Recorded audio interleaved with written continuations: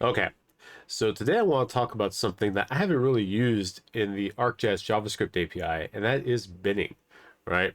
So binning, a lot like clustering, is a way that you can visualize large amounts of data in an easier way. So like at the cluster, you can see where data is clustered at on the map, and with binning works the same way, except it's going to be like this rectangular bins that you can go ahead and see where concentrations of data are at, essentially. Christian Ekenes wrote a really great blog post about this, explains what binning is, how that data is aggregated, and it uses geohash and stuff. He kind of walks through a really great blog post here on how to apply binning to your data. So I'm going to attempt that with a data set that I have that I like to play with, and that is this place names data set. You can see here it's broken up by place locations, points in the map that have these certain values in their names, whether it has gap, pass, notch, or saddle. This is a map that John Nelson did a long time ago that I kind of wanted to recreate in as a web map, and I had a whole blog post on it. It's pretty cool, but there are about 2.2 million features in this data set, so I think it'd be pretty cool to play with binning here. So let's go ahead and try that out. Okay, so following Christian's blog here, I pretty much just want to apply binning here, right? So the feature reduction actually has its own renderer and pop-up template and labeling info. So I'm going to just, because I'm lazy, right? We're going to copy this. I'm not lazy. I am a efficient developer. All right, so like so. Still formatting here. I don't know what the empty labeling info is going to do based on what I've got. And a simple renderer, so I'm going to have to add some rendering properties here. Fields, do I care? You know what? So aggregate fields here, if I come back over here and we talk about look at the aggregate fields he's doing, you can actually do statistics on the fields and have that information be used in the binning.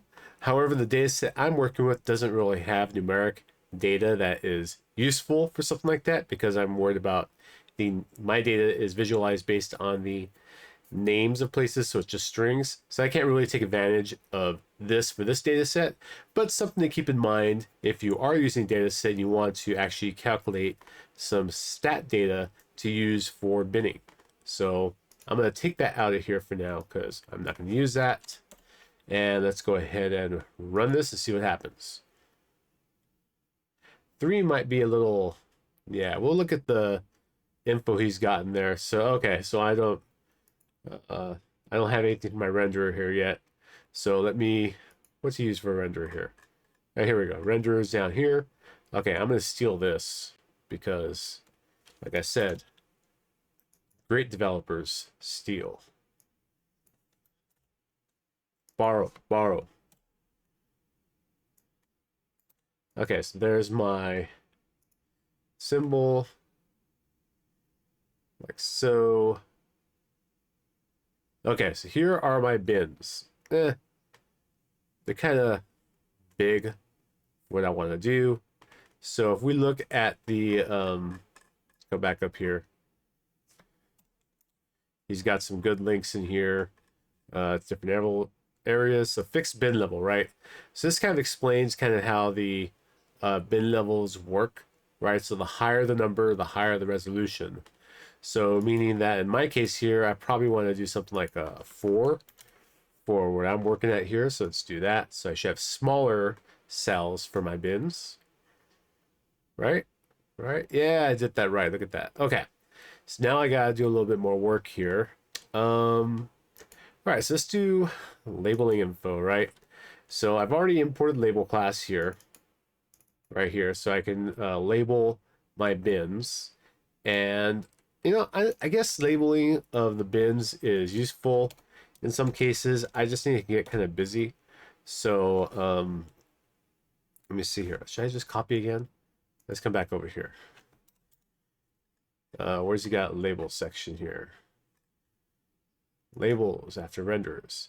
Okay, so yeah, he's got some cool stuff here. Let me just take this label class here, come back over here, do this, right? Format again. Okay, so I don't know if this min scale is going to work for me. Basically, what I'm saying here is that this is a minimum scale for the labels. No max scale. 0 means I don't have a max scale. I'm turning off deconfliction strategy because if it's on, it's going to go ahead and not show some labels, and it's probably going to work with vector tiles too. So like these wouldn't get labeled, this wouldn't get labeled over here. I don't know about this font family here. We'll try that out. White text, gray halo, and a half. Yeah, halo size is going to be 0.5. Here's my label expression. Basically, just what the label should say. It's going to take the aggregate count, and it's in the format like this. So if it's greater than 1,000, I get a little comma separator there. So let's run this, see what happens, see if it shows up. Yeah, I don't think this scale is going to work for what I want. So let's just make it 0, meaning no limitations on when these labels are shown. Oh yeah, look at all those labels. See, that's what I meant here. So it's still showing my label here, even though it's got a label for the city. But okay, so there's labels. And to be honest with you, this is a little too busy for me. I think I'm going to turn labeling off. And I can do that in here. I'll do that in a second. But just want to give me an idea of where the concentration of points is going to be. So look down here in LA, 1,650, 3,000 there, 1,800 here, 474, and like 76 out in the middle. Nowhere like the desert, like Vegas area, Nevada area, and stuff like that. But definitely on the West Coast here. It's like Northern California, not so much. But you get down to Southern California, and yeah, there's a lot, especially like around the LA area, that have those particular name values in them, or just places in general. This isn't necessarily just places that have those particular names I have in there for the original map. This is just all places, right? So yeah, LA's definitely got a concentration of that. So okay, one thing to keep in mind there. So let me go and turn labels off because this is too much for me. I want to keep it in here because I might want it at some point down the road. But labels visible false. Run that, and I should not have labels again. The fun stuff is going to come when I start doing the visual variables bit, right? So if I come over here and actually come up to the render section, again, I'm just going to steal whatever Christian did just to get started. To give me a starting point to work with here. You know, I'm used to my editor spoiling me with like little stuff like that to let me know where I'm at. All right, awesome. Run this, see what we get. She gets something very color scheme wise similar to what his map had over here, right? Yeah, so I'm using pretty much the same coloring scheme. Legend looks the same. So I'm not, no, mines are not number of crashes. Mine is number of places. Right? So, okay, definitely see the concentration of places over here. But I don't know, these values for me probably are not what I want to use. No, it might be. Maybe I want something like 500 here to really highlight where there's a lot of places, and maybe I want to do something like, you know, I'll leave it at 200 here. But everything that's over 500, I want to use this like really intense red, I think it is, color here. So let's run this.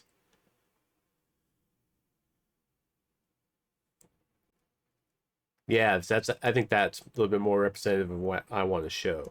So for now, I think there might be some utilities sometime in the future of the API where you can, it'll help you with this fixed bin level, right? Because maybe I want this bin level at this scale, but as I zoom out, I want to change the bin level, right? Now that would change the visualization, yes, but it might make more sense at the scale that I'm looking at on the map. So I think I could probably manually watch the scale. When the scale changes to a certain threshold, I could change the bin level on feature reduction. I might have to create a new feature reduction to replace all this. I'm not too sure. Something I have to play with at some point and manually do it. There's nothing stopping me from doing that.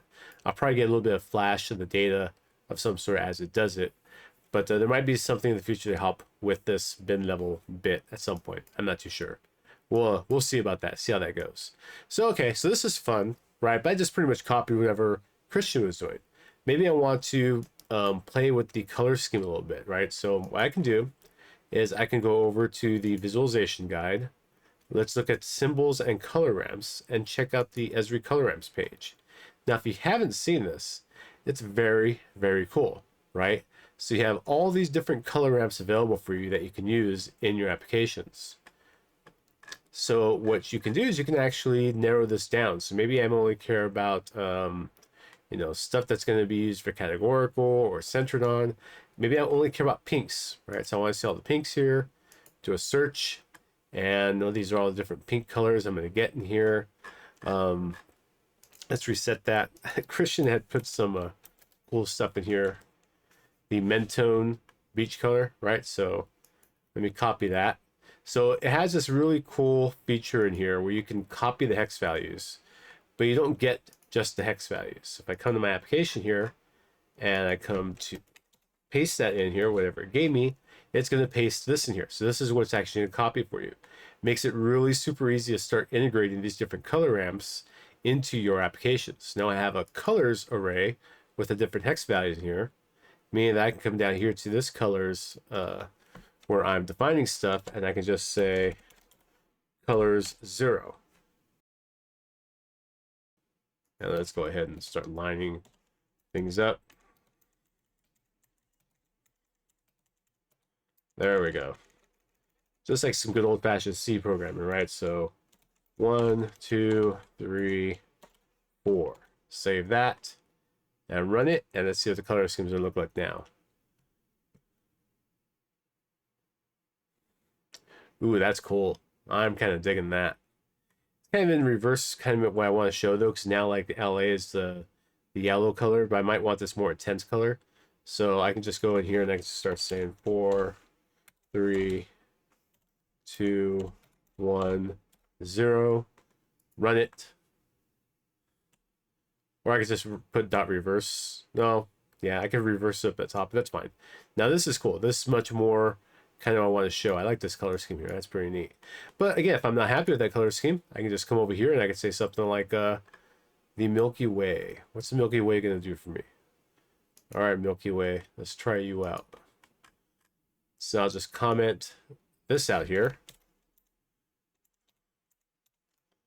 Add my new colors in there and run it again. I don't have to change anything else. I just copy paste it directly from the color ramps page. And then we got that. Ooh, that's kind of cool. That's an interesting color. Again, I probably want to reverse it now. So now what I can do is I can go and play with this. I can just say that reverse and run it.